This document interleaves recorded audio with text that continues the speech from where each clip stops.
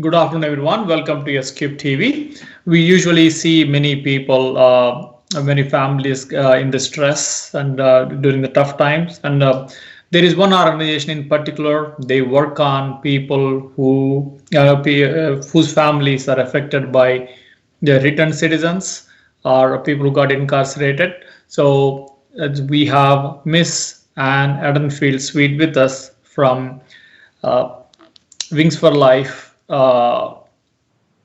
Wings for Life International. I mean, she is the one, and she's the executive director of the Wings for Life International. Sorry about that. And she will be talking to us about, her experiences and then how they are helping the people and their families in these situations. Welcome to Scoop TV, Miss Ann Edenfield Sweet. How are you today? I'm doing great. I'm so happy to be with you today. You're welcome. You're welcome. Can you tell us about your story and what made you to start the Wings for Life International nonprofit organization? Sure, I'd be happy to. Um, well, um, let's see. It's a long story. I married a man who was a pilot. Um, we started working for the same airline, and we flew internationally. We flew all over the world. So we lived this really kind of magical life because we were traveling all over the world. I decided I wanted to stay home more, meaning the United States more. I got hired with Continental Airlines, which is now United Airlines, and we moved to Albuquerque, New Mexico. We both commuted out of Albuquerque to various places. My husband, anywhere from London to San Francisco to New York. He was with Air Jamaica for a while. We had a home in Jamaica. I was based in Houston, Denver, El Paso. But we called Albuquerque home. And I was home, it was August the 5th, 1986, a long time ago. And I was home with my youngest of four boys. My oldest was 7. I had a baby who had been born prematurely and was home on oxygen. I was breastfeeding him, and the phone rang, and everything in my life changed. The call was that my husband had been arrested, had been thrown down outside our real estate office in Albuquerque, had been hauled off to the local jail. I didn't even know where it was. So overnight, I ended up becoming penniless. The government seized everything that we had, everything I'd worked for my entire life, ended up with the $3.5 million IRS lien. We literally became lepers in our community. None of our neighbors in the big fancy neighborhood where we had a home came over. The boys couldn't go play with anybody. We had been a member of a church for 12 years in Albuquerque. No one from the church called. It was a very bleak time. My husband ended up signing a conspiracy to import drugs. He ended up in a federal prison at the Texas-New Mexico border. And I was home with 4 little boys, penniless, and couldn't even pay for my baby's oxygen. I ended up joining another church where the pastor ended up welcoming me in. And when my baby was 2 years old and weighed a big 10 pounds, he got off of the oxygen, and I got hired to be youth director in this church. And I knew nothing about being a youth director, but I found out about this wonderful program that's very relational. And so for the next 5 years, I was youth director in the church, loving it, making $800 a month, but I always said I was rich. I just didn't have money. And then my husband called from prison one time, and he was 6 years into his sentence. He was on a 15-year prison sentence. And he said, I'm coming home. And I ran in to tell the staff, the church staff, my husband is coming home from prison. And then the new pastor, not the man who had hired me, but the new pastor in front of the whole staff said, well, then I can no longer be your pastor. And now I had to leave that church. And now I lost my job. This was the second worst day of my life. And so I was now without a job. My husband was coming home from prison. And the first pastor had encouraged me to write a book. It's called Family Arrested, How to Survive the Incarceration of a Loved One. Because no one helps the family. Everybody wants to help the incarcerated one or the police who deal with the arrest, and they haul them off, but no one is there to help the families. So over time, I got a grant from an organization called Prison Fellowship, and they gave me a $3,000 grant we started our first Christmas party. And this was 26 years ago now. We're into our 26th year. And so we did a Christmas party, and we used the model of ministry that I used when I was youth director in the church. It's very fun and relational. So we sang together, we did crafts and activities. We dramatized Bible stories. We did a live nativity. Everybody was in some kind of costume. They were sheep, shepherds, angels, whatever. And it was just so much fun. And then, of course, we ate together. We had pizza, cookies, and punch. And of course, we gave away gifts. So that's how it all started. And then over time, my book ended up getting published. I ended up working for a publishing company that actually published the book. And after my book was done, I said, well, I'm uniquely qualified. I think I can help people. And so I started our educational program. We also call that Wings for Life, but the life stands for life skills imparted to families through education. And so I started that 15 years ago. So for 15 years, we've been doing that educational program, and I've been doing Wings now full time for the past 15 years, since 2005.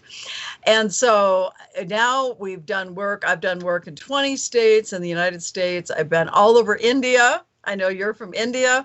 I love India. We've been all over India from one end to the other. I've done training in every prison in Kenya. I'm probably one of very few people that can say they've been to every prison in Kenya. And then I've been to a variety of prisons in Liberia. This past year, in January 2020, we went to Liberia, and we've got a very active program going in Liberia. So our mission is transforming lives to break the generational cycle of incarceration. And that's what we do. Very nice. So I mean, I have a question to you. It's a very nice, I mean, you're able to do, I mean, service to the families, I mean, who got affected with these incarcerations. As you said, there are many programs for the people who are in the prison, but not for the people who are, I mean, affected by that. Those are us, which is very nice of you. And what do you think, what kind of, see, we have a different image or impression about the people who are incarcerated. So what do we explain to the common people? The first time I heard about the returned citizen is at a meeting at Detroit, I mean, where the mayor came in, and he used the word called returned citizens. So I didn't understand what exactly he meant by that. But I mean, okay, by halfway through the meeting, I understood what exactly the returned citizen mean. So what kind of impression do we have? So why is it so taboo to talk to the people or hire them or help them out? So can you tell a little bit about, you've been seeing so many prisons. I would like to hear from you on this particular issue. Yes, I'd love to share. First of all, for any listener that doesn't know that terminology, and I'm proud to say I've been able to spread that name all over the world, returning citizen. I was at a conference many, many years ago down in California. In the evenings, we were sitting around saying, we don't like the word ex-con, ex-felon, ex-prisoner. What is a term that we could come up with that is positive, that kind of is encouraging and empowering to people? And so we came up with the terminology returning citizen. And I always tell our folks, you can't be a returning citizen until you understand what a citizen is. So first I make them define, what is a citizen? A citizen is somebody that's law-abiding, hardworking, contributing member to society. They are giving back. They're a good son, a good daughter, a good neighbor. And hopefully they've got a job. And if they've got a job, then they're paying taxes. They are now a returning citizen. And the tragedy in America, of course, we incarcerate more people in America than any other country in the world. And 1 in 3 adults in the United States, 1 in 3 have a criminal record that impacts employability. So you might think, well, it's not me and it's not you. Well, it's the next guy. And it is. And incarceration is so pervasive that it is estimated that, or the studies show that 1 out of every 2 Americans have an immediate family member that's been in prison or jail. 1 out of 2. And it is just, it's dragging our entire society down. Because when people become addicted to drugs, alcohol, all of these behaviors lead to illegal activity, which ends up really harming society. So working with returning citizens and their families, and another thing that's horrifying, and I have 4 boys, is that currently it's estimated that 72% of children of prisoners end up in prison in their lifetime. 72%. I mean, pretty soon we're going to be putting everybody in prison, and all the rest of the people are going to be on the law side of things, either working in incarceration, or the police officers arresting them, or probation and parole when they get out. And then nationally, in the United States, we have an 83% recidivism rate. Now, you mentioned that word recidivism. Recidivism is a return to prison. So a study came out last December in the United States. Over an 8-year time frame, a 9-year time frame, 83% of any returning citizen that got out goes back to prison. And the reason is because it's so hard for them. They've either had a hard time because of addiction, and they've maybe burned brain cells. They've destroyed family relationships. They haven't learned really how to work. They probably don't have a good education. And unless they can really turn their lives around and really get into some substantial educational programming, most of these folks don't make it. And I'm proud to say that at Wings, we have a 4% recidivism rate. So that means, first of all, that the people that come to our program want to come because they want to learn. They want to better themselves. And I've literally asked this question around the world: how many of you want a loved one that you know incarcerated? And I've asked this in every prison I've gone to anywhere in the world. I have never had a hand go up. No one wants a loved one to go to prison. But if we don't teach people, how are you not going to go to prison? How are you going to parent differently than you were parented? How are you going to provide a healthier household for your family? How are you going to strengthen your family instead of just tearing your family down and doing the same thing that your parents, your grandparents, and your grandparents did, and they all ended up in prison? How do you think you're going to break that cycle? And we need to teach that. And so what we do is we teach people how to do that. We use a model that is around the world, actually. It came out of Search Institute. They've been around for over 40 years. And they've developed, they call them the 40 developmental assets. First one is family support. Second one is caring, positive communication, family communication. Third one is other caring adults. And it goes all the way through internal and external ways of building the support in your life to the 40th one, a positive view of the future. And if we can teach people how to do this, instead of just saying, well, go build family support, and people look at you, oh my gosh, I don't know what that means. But every week we give them examples and we model, how are you going to build family support? And by doing that and modeling it, they practice it week after week after week, and they learn these things. And the sad thing is that in order to cut at-risk behavior, statistically, you have to have 30 out of the 40 developmental assets. And no community in America, and public schools, middle and high schools, have the kids tested higher than 20 out of these 40 assets. So that means we have an entire country of kids at risk. That's why we have so many people going to prison.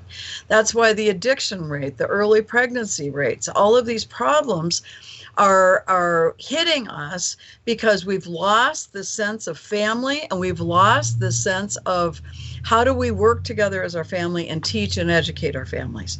And so that's what we do. We're trying to give people wings to fly for the rest of their life. But again, that life and that educational program stands for life skills. We're going to teach you the life skills imparted to families. We're going to teach the entire family, because if we don't teach mom and grandma who are raising these kids, the kids could come home and say, well, Grandma, I learned these things. But no, we have to teach Grandma too. We have to teach the entire family. So life skills imparted to families, and then through education. We're not going to just sit around and say, well, I heard and I think this. We're going to bring in the best speakers that we can that are going to educate people. We're going to educate you on best practices to cut those at-risk behaviors. And I don't know if you're familiar with ACEs. Have you heard of ACEs, adverse childhood experiences? Is that a terminology that you're familiar with? Well, this is new research that's coming out. And what they're finding out, and of course, with COVID going on, every child is going to have at least one adverse childhood experience because of COVID, and probably many more. Probably a little bit of a fear factor. Maybe hunger issues. That people in America are hungry today. People around the world are hungry. So maybe there's abuse in that family. Maybe there's divorce. I mean, more than 50% of our families end up in divorce. That's an adverse childhood experience. If you've had any addictions with any relatives, or any kind of verbal abuse, sexual abuse, any of these things, these are all adverse childhood experiences. And again, if you've had these adverse childhood experiences, you're far more likely to end up in prison. And so we are working with almost everybody that comes to our program has probably 3 or 4 or more of these adverse childhood experiences.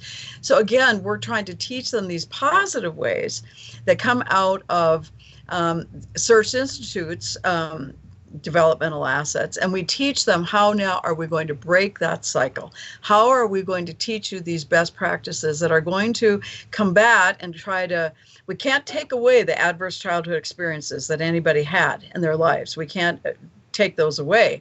But what we can do is teach you how can you deal with this in a healthier way, and how can you now be a better parent and not follow in the patterns that you had. So that's what we're trying to do in everything that we do. Very nice programs for the families and the children and everything. Coincidentally, recently, I think I spoke to another lady from Ireland, the UK and Ireland, area. Her name is Magdalene, and she's the founder and CEO of Music Relief Foundation. They work on teenage kids in the school. Especially where they don't have much family support. They do have support, but they're not strong family, like both wife and husband are together. Those kind of people, they are helping them. So probably I should be able to connect you with them, and you guys can collaborate, and you can share some of your expertise with them and help them incorporate all these things in their program. That's very nice. That's I'll share offline. Absolutely. I'm happy to share with anybody anywhere in the world, because these are universal issues. These are not issues that are unique to the United States or to any particular country. We have incarceration. We have poor people all over the world. We have uneducated people everywhere, and everybody wants something better for their children and their grandchildren, and that's what we're trying to teach. Very nice. The numbers what you have mentioned about, the number of people going back to the jail and are going back to the, are getting addicted again, and then those kind of things are very, mind-boggling. It's kind of troubling, I would say. So, so what is that specifically your organization is doing to the family? You mentioned that you would like to help the families who got affected with these kind of incarcerations. So what programs do you have for the families? Can you elaborate a little more, please? We do 2 primary programs. Prior to COVID, we used to do a Monday night meeting that involved a dinner. So first we taught everybody as they came in how to set the table. So we would teach the manners and how do you set a proper table. So then they could go get a job in a restaurant or whatever. Then we would have some people help in the kitchen and help prepare the food. We serve family style food. We had a kitchen coordinator, but everybody would go in and get desserts ready and put them on plates and make salads and learn how to chop things and whatever. Then prior to dinner, if we had time left over, and we usually did, people like to come early, then we would do what I would call mixers. So they would get to know each other. And so I'd give them something to talk about. So what did you do over the weekend? Or share something positive you're going to do for Christmas, or, whatever. It could be anything. Your favorite book to read, or what do you want to do when you grow up? If I gave you a ticket to go anywhere in the world, where would you go? Anything silly to get people to talk. So they would go talk to each other. And then we would bring them back together, and then we would say, well, what did your new friend share about what your new friend just said? Because it teaches them the social skills of how are they going to talk. Then we would gather together around the dinner table. We would teach dining manners. I told you I used to work for the airlines. I always say people in first class, where did they learn manners? Someone taught them manners. So we teach manners, and people love that. That's one of their favorite things about us, because most people don't know manners. And so we teach them all these manners, and they just think it's just great. So we eat together, and then we give them a placemat with things to talk about. So we give them questions pertaining to the topic of the night. And so now they sit around the table and everyone learns to talk. So see, we're modeling other caring adults. We're modeling positive family communication. We're modeling spending time together as a family, and how can you do it and how easy it is, sit together around a table. Then we would have someone be picked as a table server. They would clear the table while everyone else continues to talk. And then the children and the teens would have an after dinner program, perhaps some karate lessons, maybe art classes, maybe beading classes, ukulele classes, whatever our volunteers want to teach them. And then we would bring in speakers. And over a course of a month, we try to address jobs, money, parenting, and issues unique to incarceration. So we bring in the very best speakers that we could find. Maybe they're wardens in prisons, head of probation and parole. Maybe they're bankers. Maybe they're parenting experts, addiction experts, people to talk about tattoos and tattoo removal, and anything that we could think of that is going to educate our families. So that would be our typical meeting. That would be our typical educational WFL Wings for Life educational meeting. Now, of course, we can't do that. So now we have Zoom programming. So actually, we had a live person calling in from Brussels a couple weeks ago. I couldn't believe, I thought, your name looks unusual and I don't think I recognized you. And sure enough, he came on and with this very heavy French accent, but did speak wonderful English. And he was from Brussels. And our program over in Liberia, they're using our tape program. So anyone can join us now free through Zoom or live Facebook. And all of those programs are going on our website. We know that our big jail in Albuquerque, they are putting all of our programs on the tablets for the inmates. So when they're inside the prisons, they can actually now review and see all of our programming. And our New Mexico Corrections Department is trying to figure out a way how we can actually have live Zoom going into the prison, so we can actually be talking to prison populations and they can be part of this. And then with Zoom, of course, we're not there together, but we go into breakout rooms. And so then we give them topics to talk about after they've heard the speaker. Then they come back and then they share. So we've got that opportunity. And then the other main big program that we do is we do family days in our prisons. And that's where I've done work in 20 states. We go into a prison. The inmate gets to invite the family, the children, the loved ones that are going to be there. And then we go in, and this is the faith-based program that we do. So we sing together. If there's an inmate band, we have the inmate band lead the singing. But everybody has to sing. We don't want it to be an entertainment and everybody watch the band. So we all sing, and I teach them a couple songs that are fun and get everybody involved. Then we will dramatize a Bible story, and everybody puts on, you can't wear costumes into a prison, but you can tear up old sheets. So we tear up old sheets, and you become disciples and sheep and shepherds and angels and seeds and birds of the air and whatever we need. Noah and the ark. I mean, whatever it is. Everybody is part of it. And so we do that. Then we do crafts and activities, and then we eat together. We are modeling, again, those 40 developmental assets. We're sharing values to strengthen the family and modeling that. And then I'm talking to the families and the inmates about ways that they can help their children avoid incarceration, which of course everybody wants. So those are our two primary programs, that WFL program, that educational program, and then our Wings Family Days, where we go into the prisons. And that's what I've done in India, and I've done them in Russia actually too, and of course then Kenya and India and in Liberia. So, and then you've got an international audience. So once COVID is over, I want to go anywhere anybody wants me. So I'll be there. Very nice. So it's a very good programs for the people and helpful programs for the families and also the inmates, as you said. I want to ask you one thing. How do you help the family to gain the confidence. I mean, once they go through this, the news and also the not having support from the people in their neighborhood. So that's important, right? I mean, we all know, I mean, we can do it. But I mean, when you have the resistance from the outside world, it will be kind of demotivating and you lose your confidence and your self-esteem especially. So with these kind of things, those are, I feel those are important things first to get and then go back and do the work. So what do you say to boost those values in these families? Thank you for asking that, because incarceration is extremely difficult. The person that gets arrested gets hauled off, and they are in the system. They don't have to worry about where the next meal comes from, where they're going to sleep that night, how they're going to get there to the car breakdown. No, they will be taken care of, but no one is there to help the families. And it is devastating. It is extremely difficult.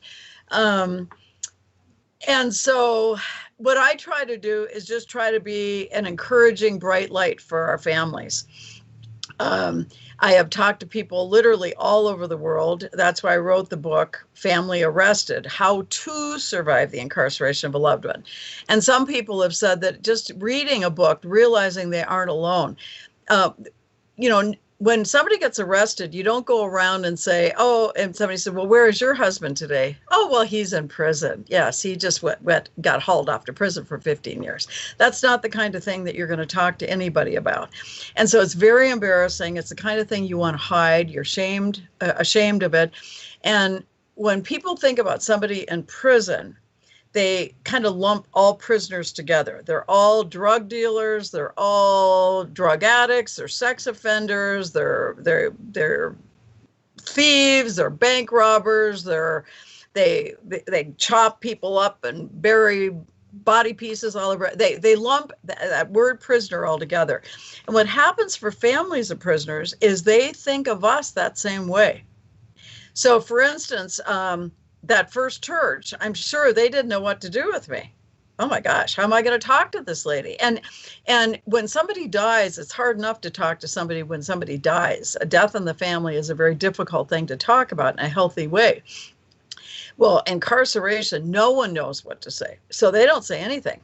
So as the wife of, I'm sure a lot of those people probably did want to reach out to me, but I felt like no one wanted to be near me, that I was this leper that was just the worst leper in the world and no one wanted to be around me. And so I know I'm not alone. I've talked to thousands of families over the years, hundreds of thousands probably. And we all feel this way, that no one wants to be around us. And so we need to teach people that that is not us. That we are our own person, especially for children. Children or prisoners oftentimes take that burden on too. I wanted a bike, and now Daddy went to prison, and because I wanted that bike, which had nothing to do with Daddy going to prison, but the little child takes on that blame. We see all the movies and all the pictures and hear all the horror stories about prison, and we just conjure up the very worst images in the world. And actually, I've seen some pretty nasty prisons around the world, but certainly the prisons in the United States, at least they're going to basically keep people safe. Yes, there are always abuses and things like that taking place in any facility where other human beings are in charge of them. But basically, they are going to get 3 meals a day, and they are going to have some heat, and they are going to have a bed. Now, it might not be the bed you want, and maybe not the toilet you want, but you've got something. But for the families, it's very, very difficult. And that's why oftentimes the children of prisoners end up incarcerated themselves. They, excuse me for a second here. Perhaps they get bullied at school. Okay. Somebody says, where is your dad? I heard your dad's in prison. Well, my dad's a good guy. And the next thing you know, there's a fight. And with the school principal and the teacher, who do they discover is fighting? The child of the prisoner. Well, oftentimes then they get classified as the bully, and then they start to skip school or get kicked out of school or suspended from school for a little bit. And they're the ones that really need the schooling the most and need the most support in the world. So what we're trying to do is build that awareness to be able to help these children so they can avoid this in the first place. They don't turn to drugs. They don't turn to illegal behaviors. They don't turn to early sexuality, and they can continue with their education and better their lives. So incarceration is a very difficult thing, and the stigmas attached are difficult. And for people that are not directly affected by it, just be kind, be open, talk to somebody, ask how they are doing. You don't need to ask about how is the prison life and all the nitty gritty gory. Nobody wants to share about that. But how are you doing? How can I help you? Can I take your kids? Can we have a play day prior to COVID here and after COVID? Can I come fix a meal for you? What can I do to help you? That's the best thing that somebody could do. It's very nice. Okay, it's good. And another thing is, I mean, in the US, I mean, we have seen, I mean, most of these cases are in the inner cities. So is there anything to do with a specific group of people? Or do you see in other parts of the town too? Well, incarceration, unfortunately, it's inner city, it's small town, it is everywhere because drugs are everywhere. And where there are drugs, there is going to be a need to feed the need of that drug. And it's such an expensive thing that leads to the thievery and it leads to everything else. And so incarceration, you tend to hear about it more in the inner cities, but it doesn't matter any part of town. The best part of town in Albuquerque, believe me, we lived in the best part of town when my husband was an airline captain, and here he was. So it impacts all walks of life. Doesn't matter what part of the city, the community you live in. Of course, it's more prevalent in areas of where there's poverty. Typically, people of color tend to be on the lower income and educational scale, and so that tends to be a huge problem. And so that's why we're trying to work so closely and so carefully with all of the leaders in all of these different communities to try to help and to educate. And actually, the good news with COVID is now that with the Zoom and the live Facebook and all of these things, that we can take our programming, and now where you had to be sitting in Albuquerque, New Mexico at 6 o'clock in the evening on a Monday night, you can now be anywhere in the world and you can pick up that programming anytime, any place, anywhere, and utilize that program and make it work for your community. All it takes is a caring leader that says, I don't want my kids to go to prison. I want to better their lives. I want them to be able to have better education, and I want to help them. And how can I help them? And here's a program that is free, that is available to people all over the world.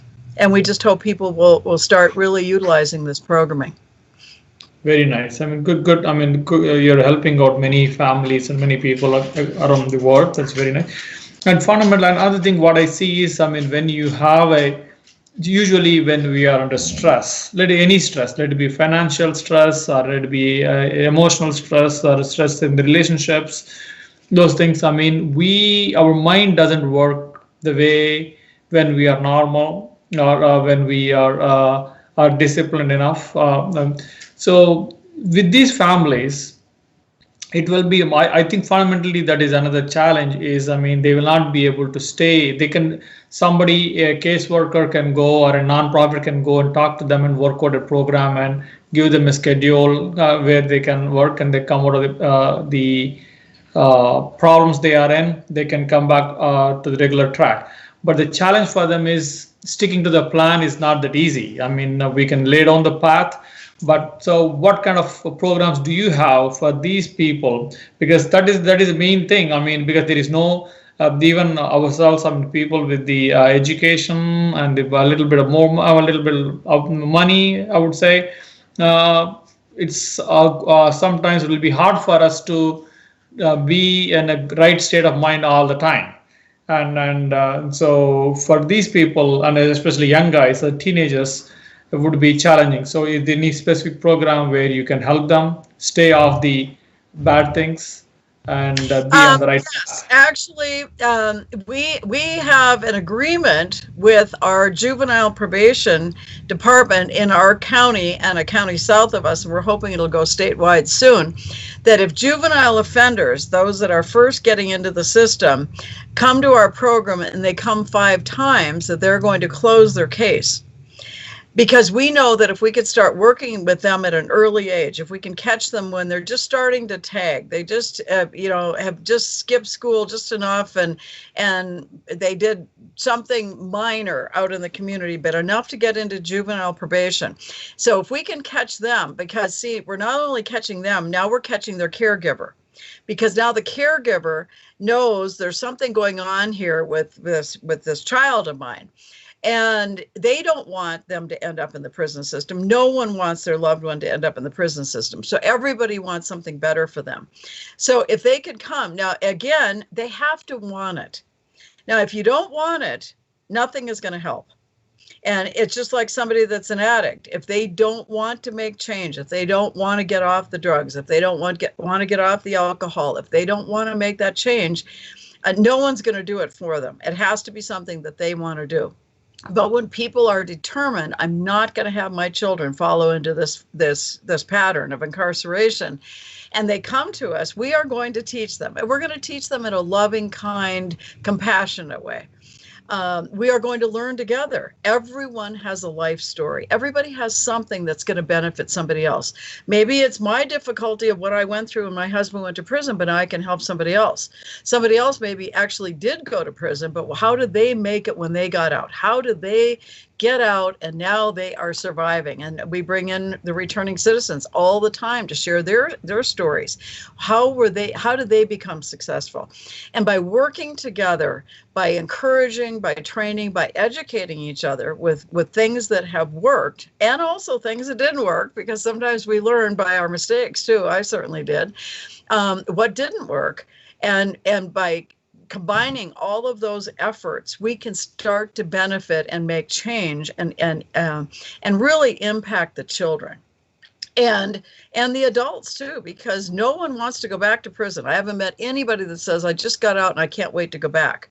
But oftentimes it's the easier lifestyle. They say, well, I'm going back. It's too hard out here. I got to work. I got to try to find a place to put a roof over my head. I got to go to the grocery store, and I got to have money to buy the food. I don't have money to buy food. And then I got to have a pan to cook the stuff in. It just, life is too difficult. Prison is easy. Lay in bed, get up, do what they tell you to do, go to the chow hall, get your food. It's a miserable life, but it's a mindless life. It's not anything that you have to work for.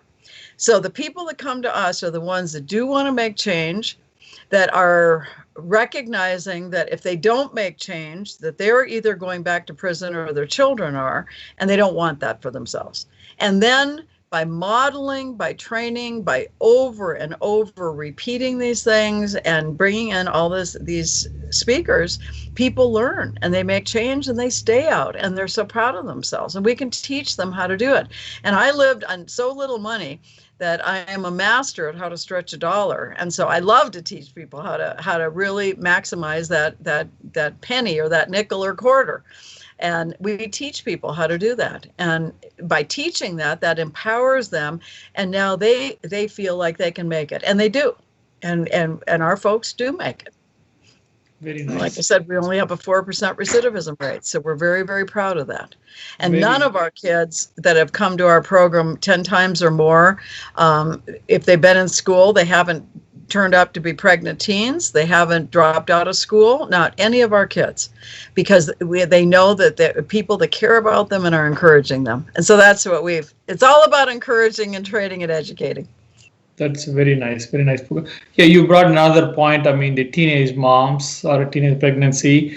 I mean, again, these are another or teenage parents, I would say. It's another challenge in this specific demographic of people.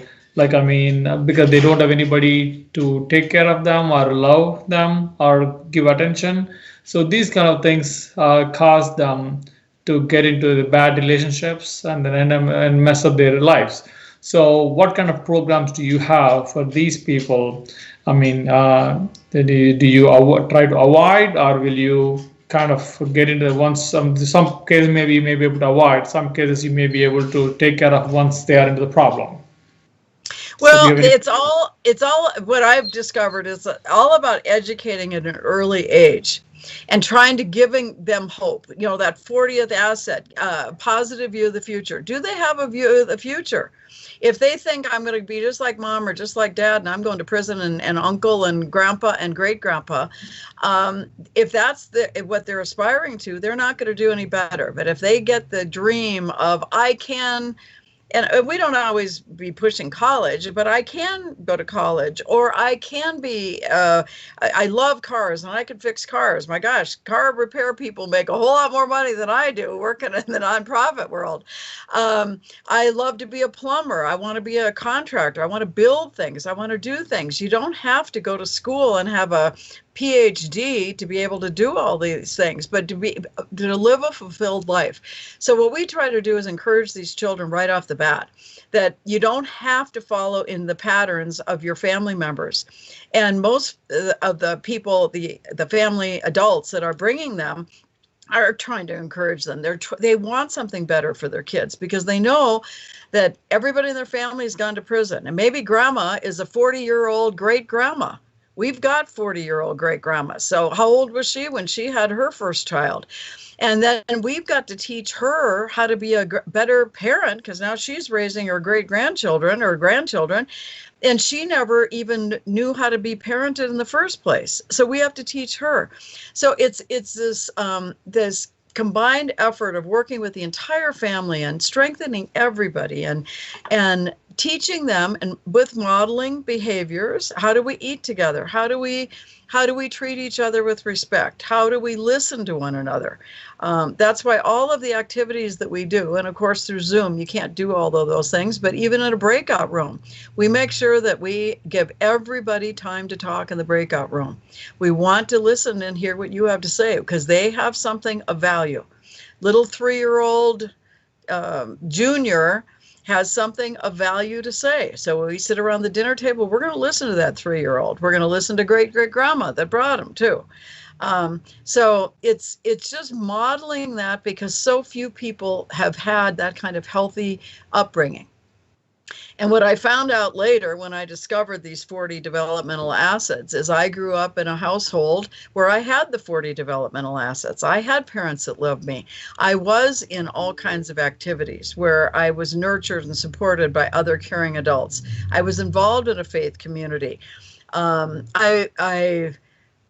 was nurtured and cared for. And so when this horrible thing of incarceration hit me, I didn't totally crumble and fall apart. I had some stability in my life because I had those developmental assets that were ingrained in me. And that's why we're trying to ingrain those things in our children and our teens. So when we're all going to have adversity in our life, we're all going to have difficulties. And when those things happen, how are we going to help them to have the strength, the inner strength to continue to go on? And it comes from practice and just being around people that demonstrate and really are genuine in their love and their care. Very nice. So you brought up, these 40 fundamental values multiple times. Can you name at least few of them? I don't know, not all 40, but at least few of them which are important. Oh, sure. Yeah. First one, I should have my list here. Sure. But anyway, it doesn't matter. I know them. Positive family communication, other caring adults, a safe environment, getting involved in school activities, having 1 or more hour a week in some kind of religious setting. It doesn't matter what religion it is, but we know that if you spend 1 hour or more, feeling empowered, having a sense of responsibility, that kids want responsibility. You don't just let them sit around and play games, computer games all day long and not do anything. They need to have some chores. They need to have some things. You teach them, how are you going to be wise with your money and financial security? 20 of these are internal. How do you feel about yourself inside? And then 20 are external. So who are you are you involved with other people after school? Or are you just hanging out and there's no supervision at all? That's why sports and other activities, dance and music and all these other things that kids can get involved in are so important, because then it's putting other adults in your life that become mentors for them and become leaders and encouragers to them. And so for a lot of people that come up and grow up in very poor households and addicted parents and don't even know who dad is, it's that teacher, it's that coach, it's that instructor that encouraged them, that believed in them, that gave them that sense that I can make it. And so that's what we're trying to be there for people. People talk about when they come to Wings, it's their Wings family. Well, that's the biggest encourager to me that I could think of. When people think they're coming to their family, that means they're coming where they are loved, where they are cared for, where they are supported, and we're going to be there and we're going to help them no matter what. And we can do this from a distance through Zoom too. I mean, it's amazing how people that I've only met through Zoom, I see them now every week. We're starting to build a relationship, not like it would be if we were face to face, and we will be back face to face one of these years. But for right now, it is a way that we can connect and be there. And so they have this sense that people are there. They really do truly care about us. And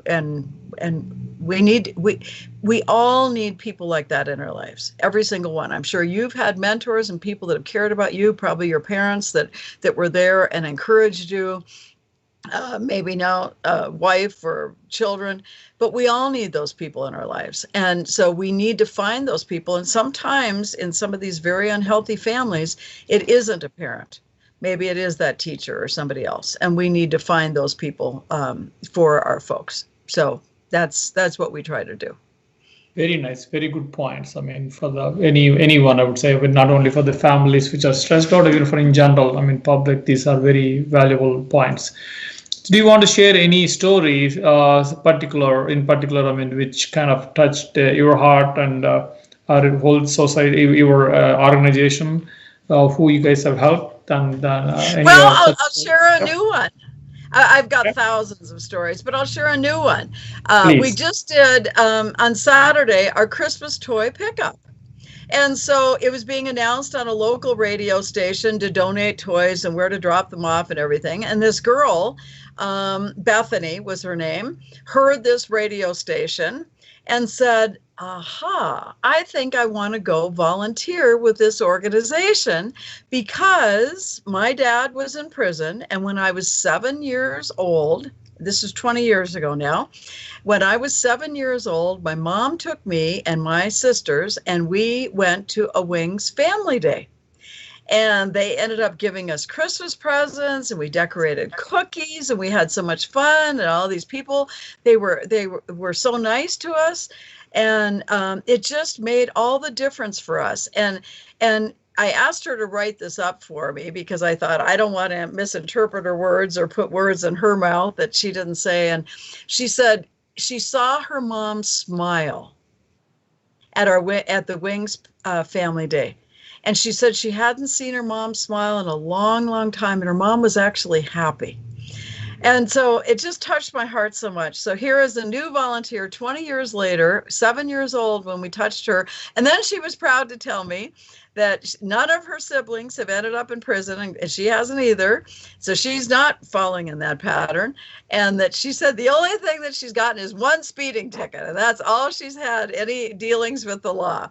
But her dad, unfortunately, has been in and out of prison her entire life, and he's still in prison right now. And so she really has never had a relationship with him. But because of us, it gave some hope. And then, of course, I've got just so many other stories of people that come to our program and they become successful.